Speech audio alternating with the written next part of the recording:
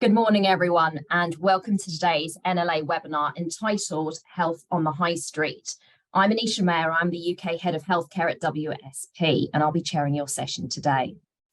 We've got a great lineup of 4 speakers who are going to talk about healthcare on their project, as well as in terms of research particular to healthcare on the high street and a concept called health creation, which for a number of you might be thinking, what is that? Well, that's really thinking about the prevention instead of just the cure agenda, thinking about things like social prescribing. We've just come out of a winter health crisis. We've seen an era of bed blocking, and what that also means in terms of rising health inequalities and a marked life expectancy gaps throughout our nation and indeed our capital. So indeed, we've also seen the Hewitt Review that's just been issued, where the concept of subsidiarity is really driving forward something along the lines of making decisions where at all possible at the local level for our local population, and none more easily now done, one hopes, with the integrated care system approach. So we're going to start today with Lisa Finley, who is Group and Practice Leader at Heatherwick Studios. She's going to talk about the concept of Health Street, and indeed with the integrated care systems, what does that mean? And bring to life some of what she's talking about through a key case study. We're then going to move to Polly Barker, and Polly Barker is the healthcare lead at TP Bennett. She'll be talking practically about some of the projects which have involved bringing things like diagnostic hubs, MRI scanners next door to local shops, pubs, it might even be your local libraries. And watch out for something quite interesting, because in terms of bringing healthcare directly to the patient, and more on that later. And then finally, we're going to go to Jamie Bishop, who is the founder at Fleet Architect. And he's going to talk about a manifesto called The Well-Placed Hospital. How do we enact systematic health and social care reform change? And how does that reintegrate for our hospitals? And then that should bring us to 10:35, at which point we're going to kickstart with Jess Wilson, who is a director at Newsteer, focusing in on planning policy and the opportunities, as well as some of the challenges around bringing healthcare into our high streets. And what I really want to encourage everybody to do is that during the course of this next hour, to please drop your questions into the Q&A function on this Zoom webinar. And then after Jess, we'll hopefully have time to have quite a compelling discussion around some of your questions. Can I remind everybody that today this webinar is brought to you in conjunction with the Retail and Hospitality and Wellbeing Programme, part of the NLA. And without further ado, I'm now going to hand over to Lisa. Thank you. Thank you.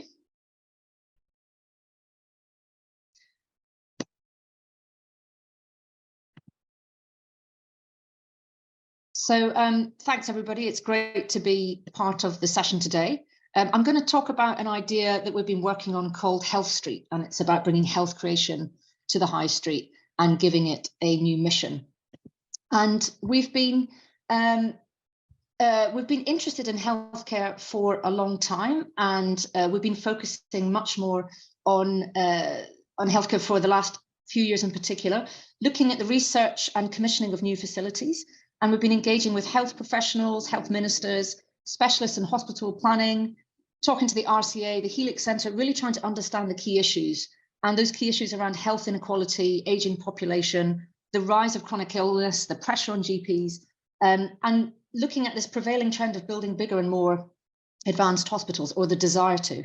And we submitted for the Wolfson Prize in 2021, looking at what the future of the hospital might look like. And the more we looked into this area, the more we felt that building bigger and newer hospitals was not the right approach, and really something different was needed, something that was much more rooted in our communities, and something that could be, in a sense, more affordable and sustainable. And that started a journey of what a new space for health could really look like. And a bit of a delay here. And so when you think of, our hospitals and what our GP surgeries feel like, we know what they're like. It's kind of corridors, waiting rooms, signs, beeping alerts, reception desks, and we understand them as a space for illness. And it's really not a place you want to go until something goes wrong. But we had the opportunity to design a different kind of place for illness, but really it's a space for hope. So this is our Leeds Maggie Centre. And these centres are designed to lift the spirits. They provide people with cancer and importantly, their family and their friends with free practical support and emotional support. And through this experience, we've had, had to really consider the relationship between the architecture and the experience for people using the centre, and how things like the front door is a psychological threshold, how there's benches outside for people that are not ready to go in, and how important views are to nature. And it's really working with Maggie's in their incredible brief, understanding the power of design to influence how people feel.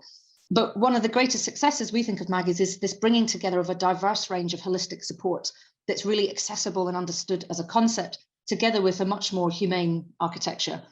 And we were kind of interested in how come, we can't really achieve that kind of feel within more of our healthcare spaces.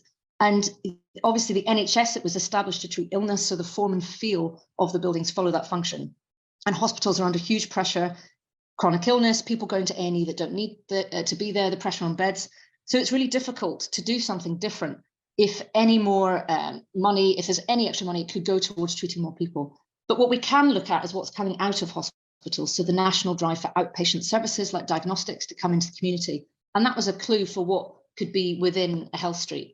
And we also looked at the pressure on GPs and why surgeries look and feel the way they do, and understanding how their size is driven by kind of out-of-date specifications based on quantitative functions of consultations and number of patients. And it makes it difficult to justify more generous human provision. And they obviously, GPs are facing enormous pressures too, they're overloaded. And despite having new support staff like social prescribers, physiotherapists, dietitians, mental health workers, there isn't really the space or the right kind of space like group rooms to support these new support roles. But again, this gave us a clue of what we thought could be within a health street. And things like missed appointments for GPs and hospital appointments are costing vast sums of money. So the idea of not wanting to go to these places could be costing us millions. And how we feel about these spaces is really important. And we wanted to look at a different kind of space for health and not illness. And we looked back at the sort of original incarnation of health centres, the ambition and what was trying to be achieved there. And you look at things like the Finsbury Health Centre in Islington, the Peckham Experiment, the John Scott Health Centre in Hackney. They're all trying to combine different uses, like nurseries, like GP centres, like daycare, all within one space with a very uplifting atmosphere. And for us, it kind of felt that the concept of the health centre had, in a way, lost its meaning over time. And we have been building new and bigger health centres, recognising the sort of wider civic role they can play. And we're placing different uses together, like library, GP, leisure centre, all under one roof. But they can often be overscaled buildings and have daunting white large atria that don't feel welcoming. And crucially, they don't really bring about the benefit of co-locating these services together. So they operate within silos under one roof rather than really trying to be working together. And so that, again, made us think of what are the clues for what a new kind of health space for health could be like. And, really thinking about health differently, recognizing the impact of inequalities. I'm sure many people will be aware of the Marmot Review. And really, it's about recognizing the social factors that influence our health and creating the right kind of spaces in our cities to support that. And at the basis of this is thinking about measures to empower change. And so instead of asking what's the matter with you, it's asking what matters to you. And that's really a shift in approach. And it's a shift in the basis, that is the basis of social prescribing. And in the Marmot Review, that's described as the greatest cultural shift in medicine in generations. And what excited us about social prescribing and this idea of health creation is that it obviously aims to address underlying social issues, but it's also got a huge opportunity to connect with the high street because it connects with businesses, with social enterprise, with charities, with community groups. It's something that could be very rooted within the high street. And although it's been around for a very long time, it's only recently been adopted by the NHS in 2019. So we could see a huge potential in this approach. And through our research, we got to know Bromley by Bow very well, which is a place that's been using social prescribing since the 90s. And it uses kind of health creation to its full potential. It serves a residential community within 10 minutes walk It has community programs that serve over 12,000 people, of which only less than 10% come via social prescribing. So in a sense, what it's done is created the ideal conditions for self-referral. And many people are looking from all parts of the world as a model for kind of different applications, and how it use arts for programs within high schools and primary schools, and how you can see it's a place that people feel that's theirs, rather than being a sort of anonymous user within a generic health centre. The space and the feel of the place, both inside and outside, has human touches of things that have been made by people using the centre. So what we want to do is kind of avoid trying to tweak something that's already broken, try to think of something that is a new way of looking at things. And so, like Bromley by Bow, Health Street recognises that, you know, really our health is driven mostly by social and not medical factors. And what we can see is the Health Street as an opportunity to provide a new purpose for the High Street. And what we can see is, so just go here. So in a sense, when we're thinking about the High Street has lost its social purpose. And that's not just a consequence of online retail and the pandemic, it's also a consequence of focusing on market demand only. But for us, it really represents an ideal place for health. It's accessible, it's everyday, it's an everyday space for everybody. It's got lots of space to fill, and there's room to be far more unconventional and more ambitious, combining health creation and retail together. But retail that's based on community needs, not just market demand. So really that's thinking about regenerative retail that supports local business, selling things that are good for the community and the planet, that builds local investment, that's linked to local regenerative farming, and that clusters businesses and shares knowledge together and resource. And so it's really about building the local economy. So how does a Health Street work? So this Health Street we really see as a flexible framework for growing well-being, and it needs the right conditions to grow. And there are some essential ingredients. So it's about, so what you would need is an underused high street, so a retail street in the town or city centre in need of activation. You'd need, it need to be within a 15-minute walk to multiple residential communities. It would have to be really well connected, so great public transport links, cycle routes, bicycle parking, short routes to get there, a nearby public green space, plans for a outpatient services to be relocated into the city, so a community diagnostic centre, and local businesses and local champions that are really passionate about health creation, and ideally a passionate ICS, and that's obviously a very new thing, but ideally a passionate ICS to back this as well. And then in terms of the essential ingredients, the first step would be assembling community champions. So they are the key decision makers for how the Health Street will grow. It's about finding a seed space. So this is a catalyst space on the street, ideally a ground level unit with flexible open space used as a community hub, space for community events and local food, but with space to grow above. And then it's a case of making it feel welcoming. So learning all those cues from Maggie's, how to make an inspiring environment, inspiring frontage, planting, natural materials, daylight, and engaging local champions and local people in its design, so it's a space that feels like theirs. And then identifying room to grow on the street, so understanding the different spaces that are coming up, the different ownerships, the different plans for the area, and then building a network of like-minded businesses, social enterprises, businesses that can support one another. And it can be more diverse users come to the High Street, but the key is that they are in support of health creation, and that they can have mutually beneficial relationships with other businesses and initiatives on the street. And then it would be about providing diagnostics on the street itself. So that's one of the elements that would be on there, and also expanding to the outdoors, so the street itself changes. And it's about, again, like Bromley by Bow, it's about an incremental approach of design, curate and sustain. So it doesn't have to start off large. It can move, start from one small space and grow over time.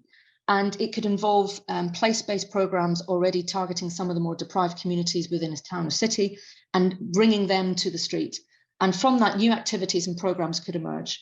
And it's really about serving the needs of the community rather than just market demand, and giving people the opportunities they need and not just more things to buy. So just very briefly, we put this idea into practice in Nottingham. So this is Lister Gate. It's a pedestrianised high street in the city centre. We've got to know Nottingham very well through our work on the Broadmarsh City Centre vision.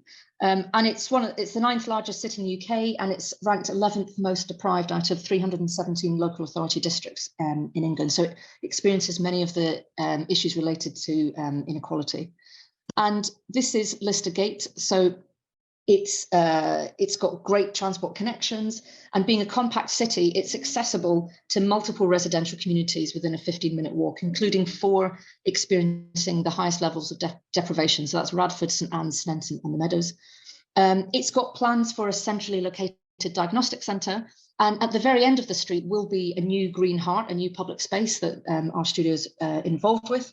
And it's absolutely full of community champions and interesting businesses that we've got to know over the years. And so this is what it's like today. It's over 70% vacant. So in dark grey is what is currently occupied. So there's a lot of vacancies on the street. And then just taking what the first steps would be, so assembling community champions. And some of the organisations we've been talking to, like City Arts, that has arts place-based programmes in nearby communities that would want to come to the seed space. Small Food Bakery, Trinity Farm is a local bio-organic farm that wants to have a city centre presence and delivers food boxes locally. And Primary, an artist-led contemporary visual arts organisation that runs free public programmes and exhibitions and events. So that's an example of the kind of community champions. Then it's about finding a seed space. So we've looked at this unit here, which is 10 to 12 Lister Gate. It's an old EE mobile phone shop. It's got 3 levels above. It's got a basement. And thinking about that as a possible place for the seed space that can host community events by multiple partners, multiple community champions. And it could also form a kind of indoor food market based on the scale of the space. And then the next thing is about making it feel welcoming. So changing the shop front, changing how it looks, using cues to bring people in.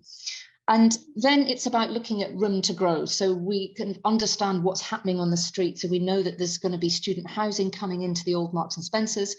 We know that there's large units coming that are potentially very, very appropriate for a community diagnostic centre. And then there's other smaller units that are vacant and could be occupied in different ways. And so that idea of building a network, building the businesses, the enterprises, the different uses coming in and trying to match people with the spaces that are coming up.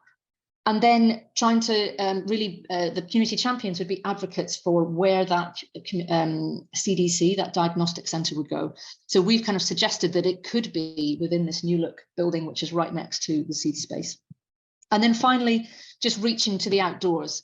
So taking the sort of street over in a sense, and making it very visibly transformed and creating something unexpected outdoors in the street, and bringing things like more social street furniture. So communal seating for people to eat outdoors together, public toilets, drinking fountains, play areas, awnings, planting, all sorts of things that really show that this is a street that's about health creation. And partly bringing in new planting and greenery so that helps to really draw a connection to the green space nearby. And so this is just a sketch of what Lister Gate could become, what kind of, what might a space and a street feel like if it is transformed into a health street that could, obviously that transformation takes over a period of time. And then just in terms of what's next, so we've launched the idea and we're looking to refine the model, working with a town or city, and really understand how the model could adapt to different locations, work with an ICS who's up for testing it. And we're in the process of developing the operational model. And then just finally, we can just see huge opportunities with this approach for engaging with young people, medical students, a forum for national health issues. There's a role to play with digital inclusion, how business improvement districts could be involved, and really the high street regaining its social purpose. So I'll end there. Hopefully I didn't go too far over the 10 minutes. Thank you. Fantastic. Thanks, Lisa. That's been really interesting. Might come back to the whole digital inclusion piece as well shortly. Going to go across now to Polly Barker. So we're now at 10:20.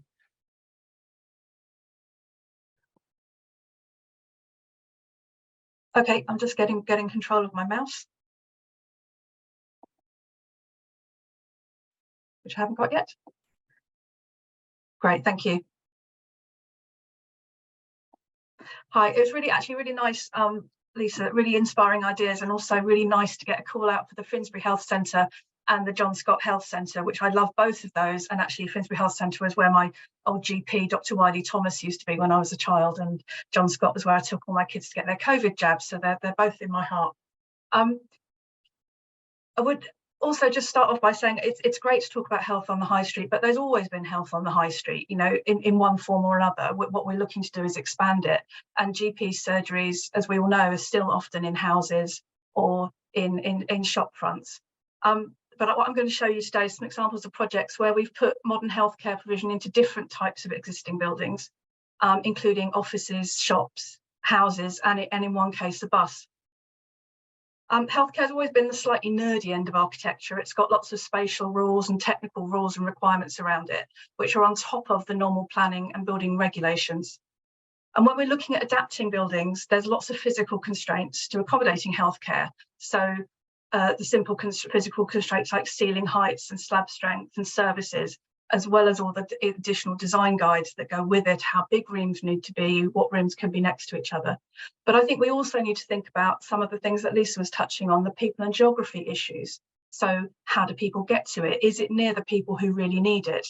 A lot of healthcare is going up on ring roads around the outside of town, for example. What I'm going to do is take you through a number of projects and just where we've put healthcare into existing buildings and some of the challenges that go with it. So this is Fortis Clinic, where we've put a diagnostics department into the basement of an existing office building. It's in the City of London on the corner of King William Street. We've got a rather unprepossessing door that we had to keep over here, but you can see that as you come downstairs to the entrance, you come down into this lovely curvaceous basement waiting area.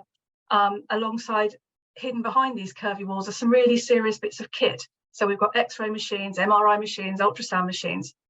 And obviously this was challenging. It's in a basement, it's got no daylight or views, it's got a low ceiling, as well as getting the equipment in is always challenging. So we had to shut the roads around it and crane in this MRI machine over, going right up to the top of the building and then down through the existing lift shaft. So there are always challenges associated with it. This is a project that's on site at the moment. This is a mental health clinic. It's going into an existing 1980s office building on a business park. Most of the building stays as offices, but half the ground floor is becoming a mental health outpatient clinic, and it is on site, and here's a photo here of it actually happening at the moment. So it's not a terribly clinically demanding need to put in mental health, but most mental health is obviously two people sitting in a room having a conversation. But it obviously has different concerns, especially when you're putting it alongside a standard office use. So you're creating separate waiting areas for vulnerable or sensitive patients. And there's also an issue of providing lots of discrete security and controlling who moves around the building and where.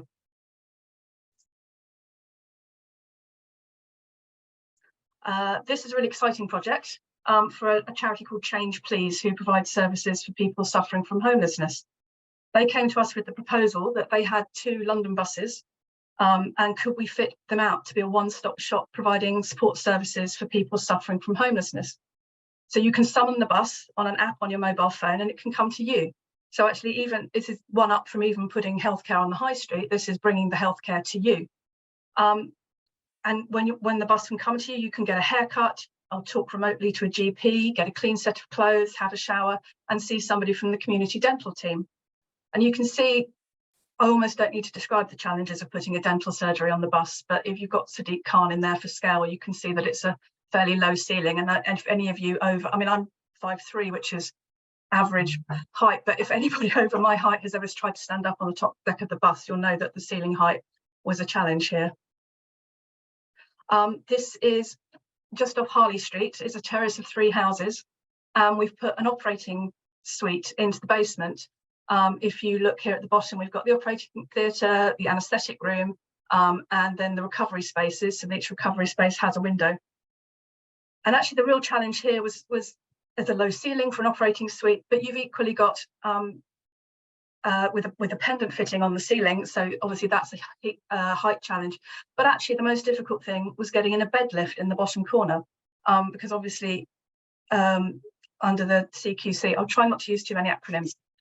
there's a safety requirement that if obviously something bad happens in theatre or there's a fire, you need to get patients out on a bed, so you need a big lift without being overly technical. And actually getting the big lift in was probably the most difficult thing that we had to do. And this is fairly common actually around Harley Street. People want to have treatment on or around Harley Street. So actually that means that almost every building in that area has been pressed into previously unknown health uses. This is Dartford Town Centre. So this is actually a more typical Health on the High Street project, and it's a mixed-use town centre redevelopment where we've been asked to put a polyclinic in the centre of it all. So that was bringing together 5 different GP practices coming together in one building alongside dental community services, diagnostics, X-ray, ultrasound machines, as well as large community and clinic rooms. The polyclinic's in the centre of the development and it's surrounded by other uses. So it's not as health focused as Lisa's example, but around it, it's got retail, cinemas, residential, hotels, and so on. And we've been fighting to put a small coffee shop area on the ground floor as well to attract people into the community area. And these aren't the world's most inspiring photos, but it's also to say that we've also taking healthcare to where people are. So this is putting healthcare into offices. So large corporates have asked us to put diagnostic and dental suites actually into their offices. The challenge is that you get given the spaces in the basement, which aren't always the most inspiring spaces to put things into. And interestingly, it sounds like a very generous thing to do on the behalf of the employer to bring healthcare to their employees. But if you think about it, that means if I've got a dental appointment, I'm going to be away from my desk for 20 minutes rather than 3 hours. So it actually benefits them. So those are the examples that I was going to show you. But I also wanted to talk about focusing on the people using the buildings, because I think that's really important. I think you can squeeze healthcare into almost any space if you want to, but you have to keep focusing on what's actually important for the people using them. I think for patients, it's somewhere that's a very effective healthcare space that supports all the clinical functions that have to happen, but also somewhere that feels safe. And I think it's a controversial thing, but I think it's somewhere that needs to feel like a healthcare space rather than somebody's front living room. There's a lot of talk, and I've been in conversations with healthcare trusts about making things feel domestic and comfortable. But the counter argument is that actually it's important it feels like a healthcare space, that you go through some sort of transition from the high street into the space where you're having an important conversation and it feels as if you're being taken seriously. I had a conversation with a mental health trust recently about designs for bedrooms, and I was talking about personalisation and making it feel like a domestic space, and they were very clear to say, no, it needs to feel like a hospital. It needs to feel like somewhere where you've gone, it's different from your home and you're here to get better and we're taking you seriously. I'm sure different people have different opinions, but I also want to say that we need to focus on staff as well, and they sometimes get overlooked. This is a project called Push Doctor in Manchester, which is an office for remote GP services. So if you ring a GP online, you'll often be answered by somebody sitting in an office like this. And future healthcare spaces are going to need to be workspaces without patients, and we need to remember the needs of staff. As an anecdote, I've got a friend who's retrained as a doctor over the last few years, having had a 10-15-year career in the civil service, and is currently being a junior doctor in Southampton. And he was really horrified when he got there by the lack of provision for staff. So I think we as generally designers and people involved in property really need to keep pushing for pleasant spaces for the staff who are going to be using your buildings. Give people locker spaces, give people somewhere to go and have a coffee and talk to their colleagues and de-stress for 10 minutes. So healthcare spaces are changing, and that's partly driven, as well as changing social expectations, by changing equipment. There's a lot of technical equipment involved in healthcare, as you can imagine. And whether that's an operating theatre or a small integrated care centre, equipment is often getting smaller and smaller. And that means you can take it to different spaces, you can take it to the patients. And as architects and designers, that opens up new spaces for us in terms of where healthcare can be provided. So we're moving away from the clustered image on the left of a room full of equipment, and moving to over to the right with small portable equipment. And you've got a small diagnostics kit, which has been designed by the gentleman in blue at the bottom, who's a accident emergency doctor from the States, and he it can do ECGs and your pulse ox and your blood pressure, and it's about the size of a mobile phone. And he was inspired just because it made me smile. He was inspired by 1960s Star Trek and Dr. McCoy and his tricorder to invent this. And so that's his publicity photo with his brothers all dressed up. But it's just that actually the technology, and it's an important point, the technology is changing, and it's going to make healthcare spaces, give them the ability to be more flexible in the future. Okay, and my closing thought will be to say that we can provide healthcare in new spaces and spaces that make it nicer for the people using them. And as the equipment changes, that's opening lots of design options up for us. So we need to think really carefully about what we actually need to do to provide healthcare in a space. And generally, if it's a primary care space, it's going to be a consultation space. So obviously, we need clinical hand wash, we need a couch, we need chairs, but we also need those less obvious elements that are really important at the bottom. So we really need privacy, so that when I tell you about what I think is wrong with me, I'm not worried about people sitting in the waiting area hearing. And I need clear acoustics so that I don't have to repeat it to you. And when you tell me what you think is wrong with me, I can hear you properly. And I need good lighting so that if you're looking at me and thinking I look anemic, you can see that. And I need to feel comfortable and I need to feel safe. So there's lots of opportunities, but there's lots of things to remember at the same time. Thank you. Brilliant. Thank you, Polly. There's lots there. We'll probably come back to the concept of flexibility and retrofitability and what matters to you. I think was what Lisa was talking about. It's really, really important. So I'm going to pass on to Jamie, who's going to talk to us about Manifesto. Hello, everybody. I'm just waiting to get control there.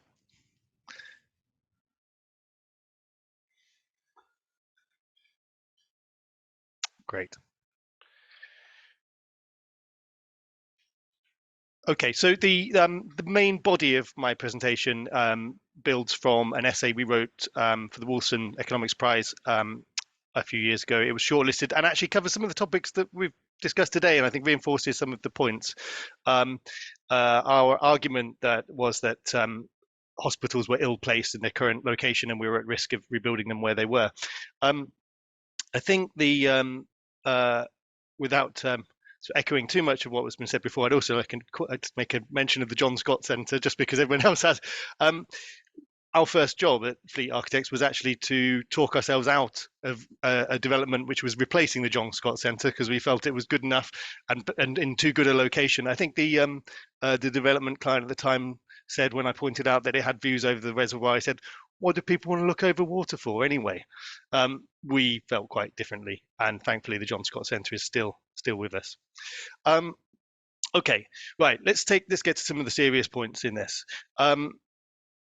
Too much of the quotidian nuts and bolts of healthcare is being delivered in the bowels of big, scary institutional hospitals.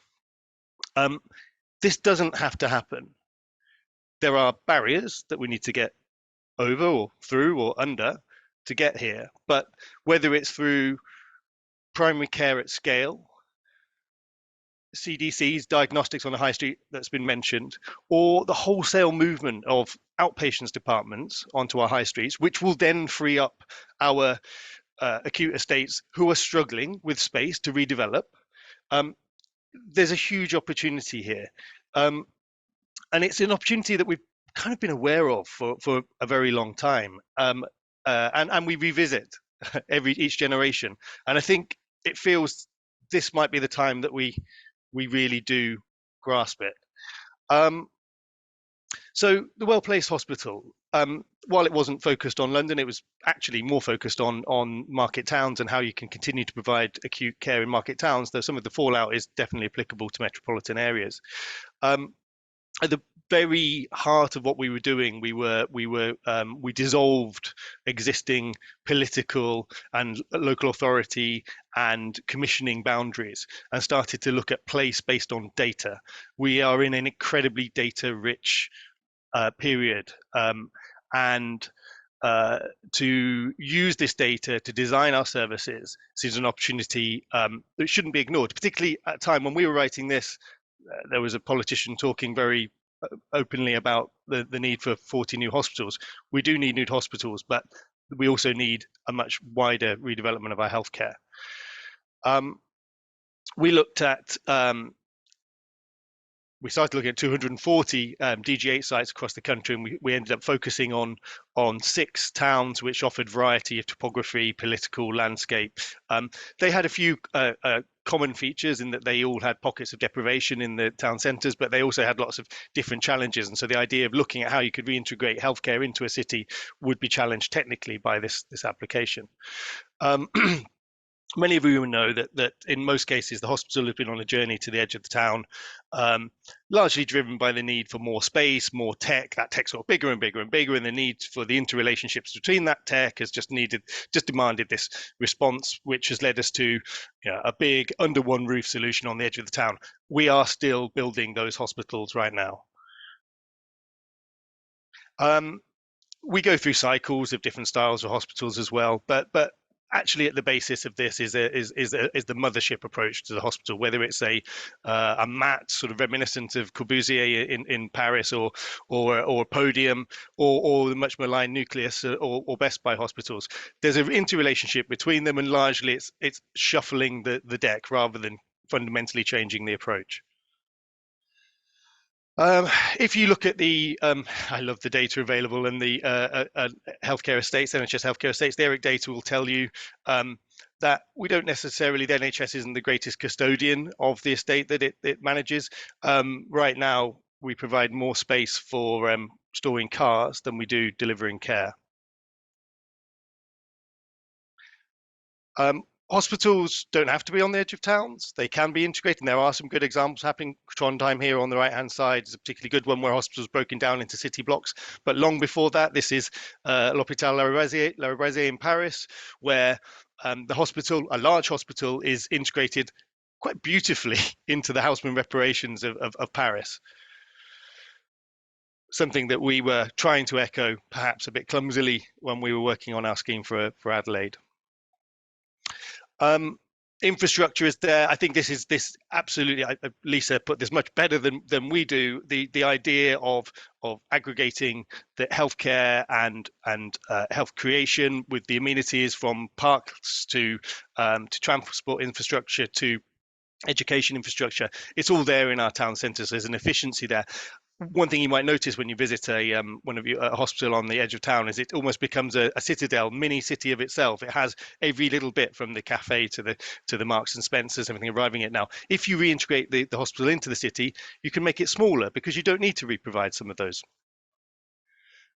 We know that our town centres are on their uppers. I won't go into that in detail. I'll leave that one for a moment. Right. So within our essay, we explored how you could reintegrate different elements of the hospital, quite a traditional approach to the hospital within these different urban grains. And we started to fragment it and see how it might change. And you get a quite starkly different approach when you're considering the historic grain of Worcester compared to former floodplain in Barnstaple or brownfield site in Oldham, But I think one of the most interesting locations would be our seaside towns, also some of our poorest towns in the country, where you only have 180 degrees of a town to consider. So the geography and the mapping become very distorted and complicated. Big economic benefits to be reaped. So our calculations were that healthcare provision provides up to 4 times the employment density of typical retail, and there's a concept. This is from a town planning economist called Moretti.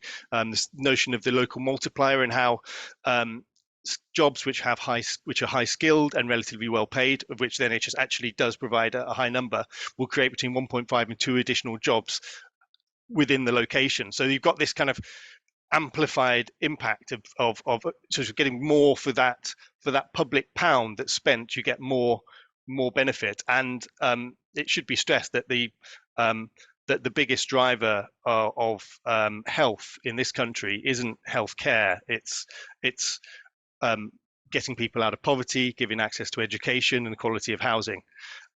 So anything you can do to drive economic generation will also pay health dividends. We were really clear that, and I think this is kind of a point that we probably should come back when we think about this as a whole. We've moved into an integrated care system where different tiers of the health service are now integrated, and there's a notion of integration into place. We've been there before in the NHS. It goes through for 15, 25-year cycles. What we were advocating is this much more closely aligned integration with place. You need local stakeholders. You need the local authority. You need champions. You need town centre managers to be on board. I think this is where the idea of the health street is really underpinned. If you get that, if you get that choracy of local stakeholders, but working truly together, you need to dissolve those boundaries. None of the ingredients are new. I mean, they were there in the health centres when the NHS was founded. They were also there when we were building our Darcy clinics 15 and 20 years ago. Potentially, you could argue a lot of these principles are being echoed into the Cavell centres. Very much in the news these days, but I think the difference would be, and this is perhaps where I'd be critical of the Cavell centres, is that why do we need to build new buildings? We've got a lot of infrastructure and opportunities to build and reuse existing infrastructure, and the greenest building is the one we already have, as we all know. We also have parlous condition of NHS estate from primary care through to acute, so there's a big ask. Lots of opportunities. I won't talk about social prescribing and health creation because we've covered that. Sustainable buildings, really do think, like when we look at, and we'll give you some examples, when we look at existing buildings, particularly offices, particularly shops, there's a huge opportunity to reuse them for health. The technical demands of health actually map very neatly onto these existing building forms. Town centre locations, great for access. Okay, a couple of quick examples and I'll wind up.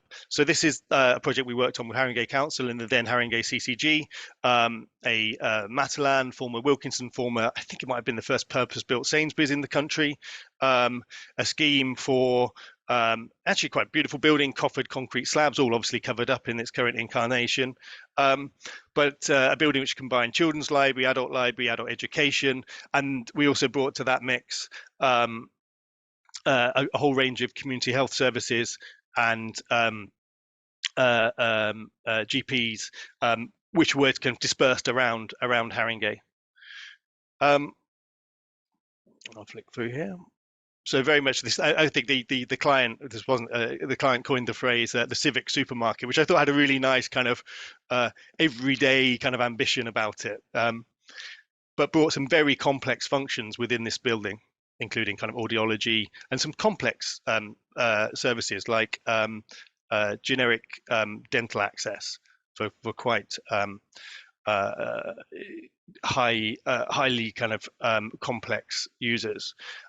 This is a project which is on our books at the moment, which is in the East Midlands. It's an abandoned department store within a 1980s shopping centre.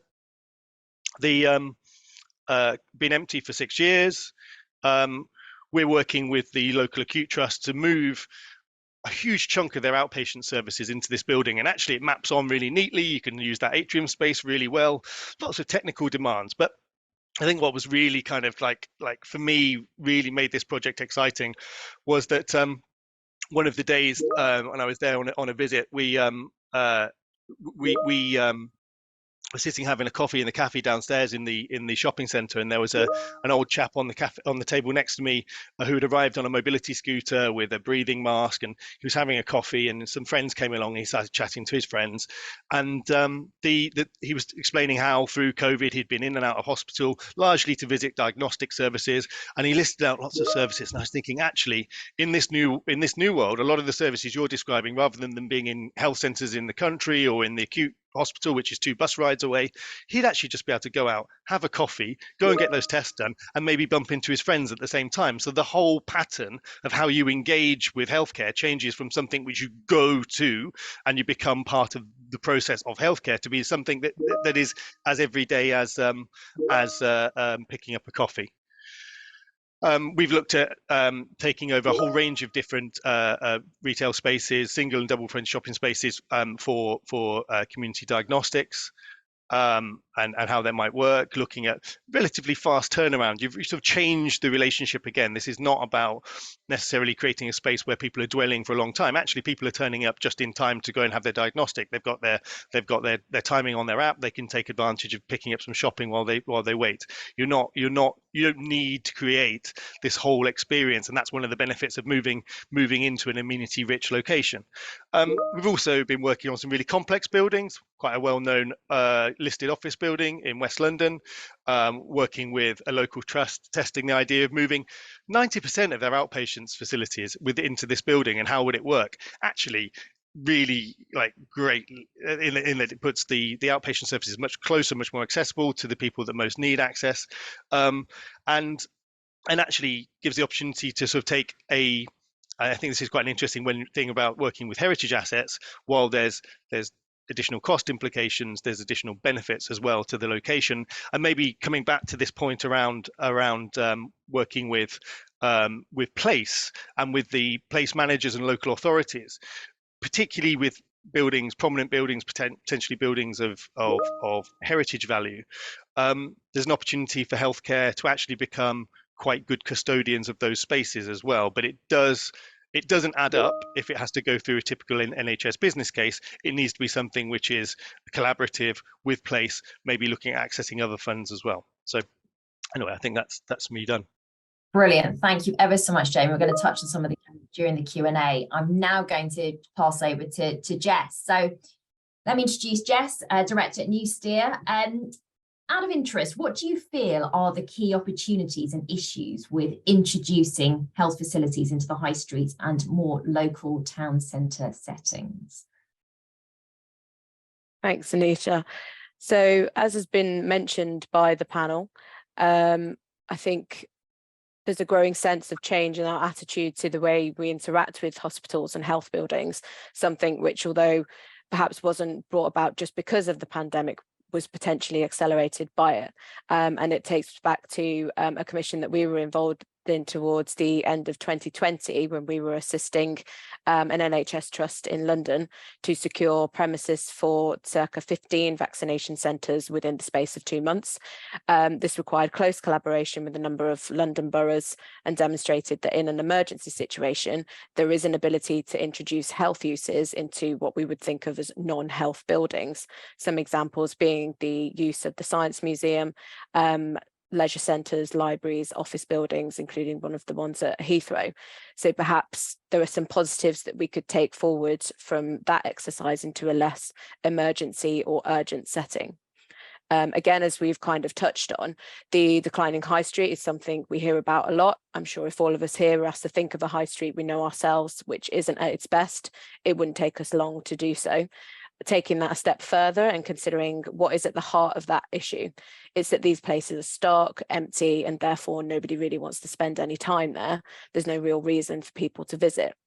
In the past, and as sometimes still the case, we have seen successful high streets which thrive due to flagship or well-known retail brands to stimulate or anchor growth.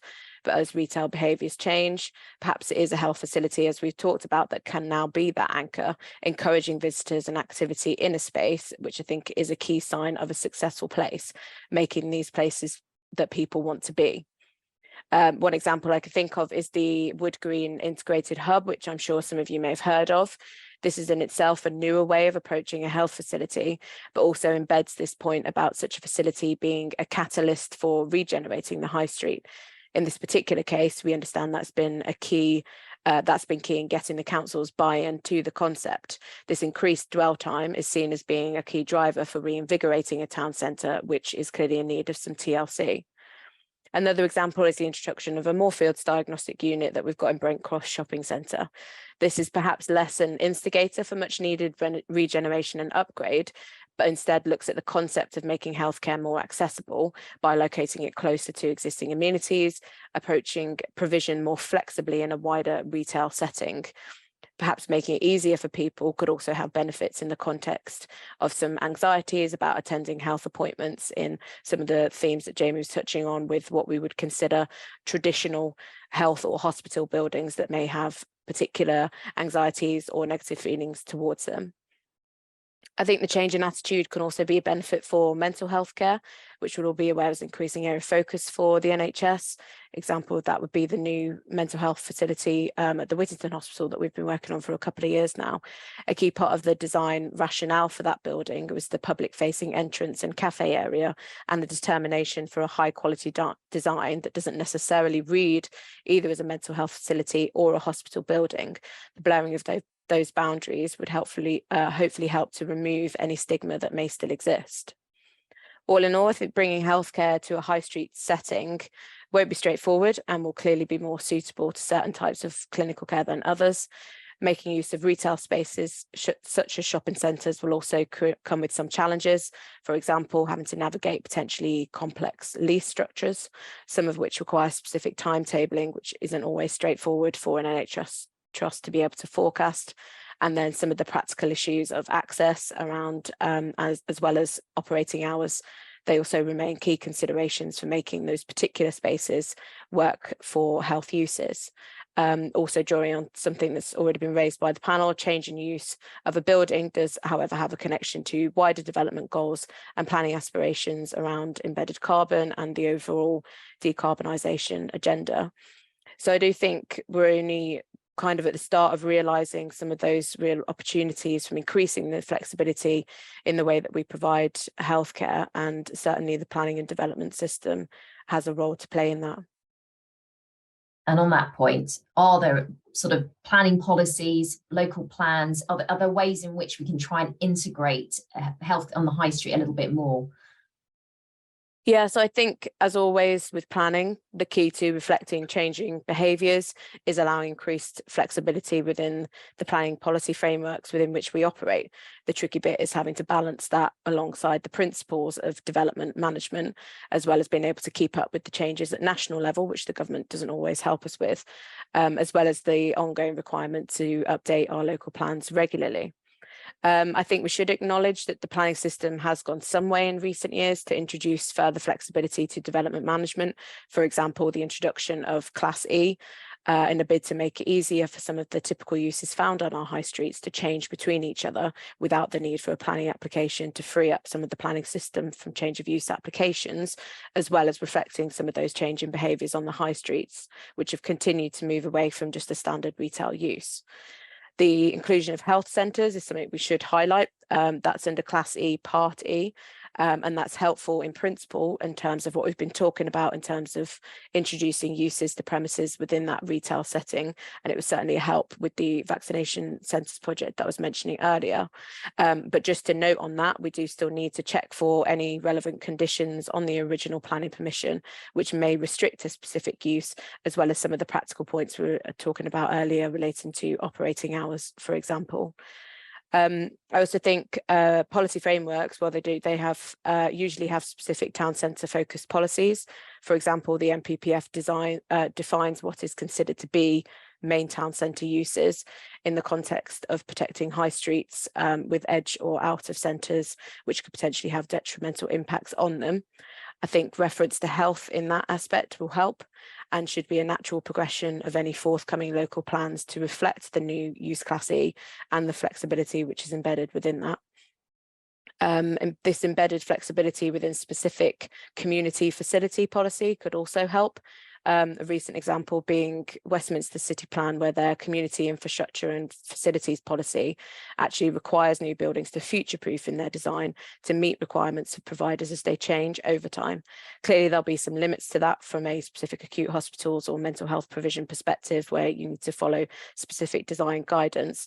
But the general approach, again, drawing on some of the themes that we've heard discussed today, in making spaces more flexible, looking at perhaps a more co-location or multifunctional approach to some of those buildings would be helpful. The policy itself also goes further, stating the council will strongly encourage this theme of co-location of these types of uses, perhaps with access in mind to the benefit of the local community, again reflecting some of the earlier themes in terms of the success that can be brought about by locating similar amenities closer to each other, including health and the benefits that that can bring to successful placemaking. Excellent, thank you. We've actually got one key question here that slightly takes us in a slightly different direction. but maybe useful in terms of design, just thinking about perhaps some of the experiences Lisa, for example, has had on the Maggie Centre. So healthcare begins the moment the patient crosses the threshold into the building. What sort of training will the people staffing the desks receive in patient interaction? It's a place where a massive number of mistakes occur and the patients become stressed because the staff aren't listening properly or answering their basic questions. So I don't know, Lisa, Jamie, whether you're able to shed some light on design. Well, I saw that question and I was thinking about the sort of model for staff at Maggie Centres where there is no reception desk as such. As you go in, you're always greeted by a person, and that person is really well versed in the whole range of holistic support that the centre offers. So in terms of, and I think in that question is a sort of misunderstanding of what the person is there for. And so in a way that person is really highly trained to be able to deal with many different people walking through the door and has a kind of real, I guess, social and emotional understanding of what they might be going through to help address that initial query. And so, and it's a very, obviously it's a much smaller scale example. Maggie Centres are a smaller scale centre, but that provision is an incredible aspect of their service.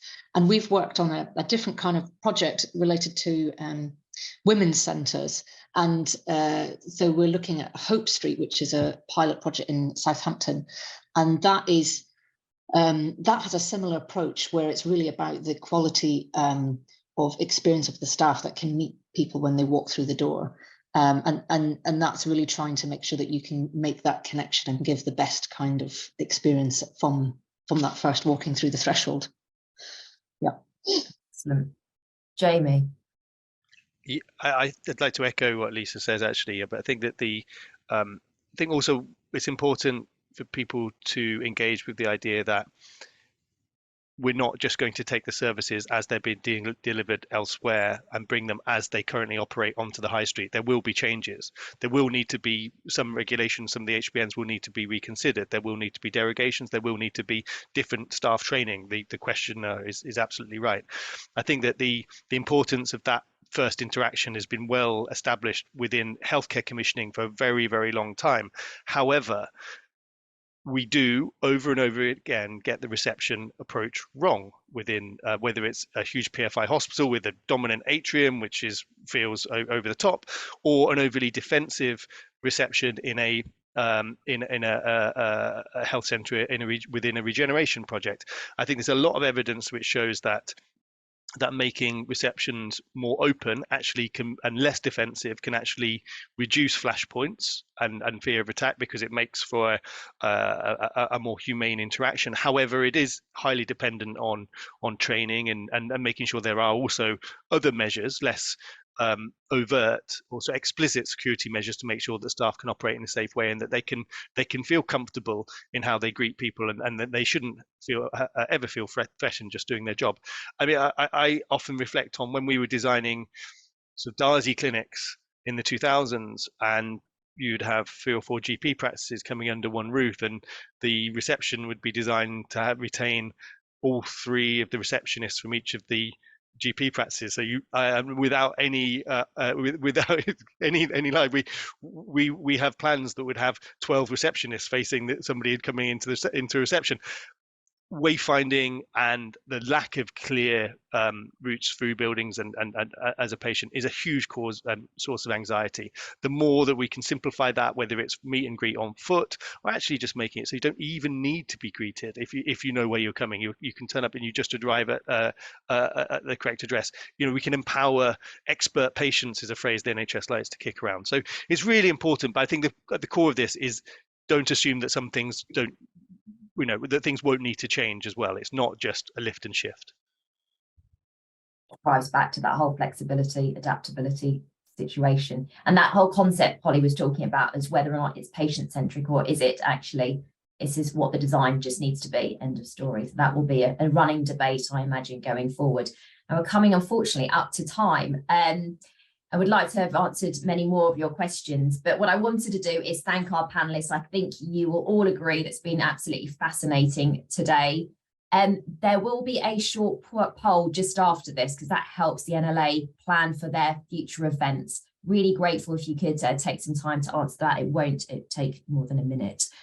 Okay, so with that, thank you very much for your time and hope to see you again soon at another NLA webinar or event. Thank you. Take care. Bye-bye.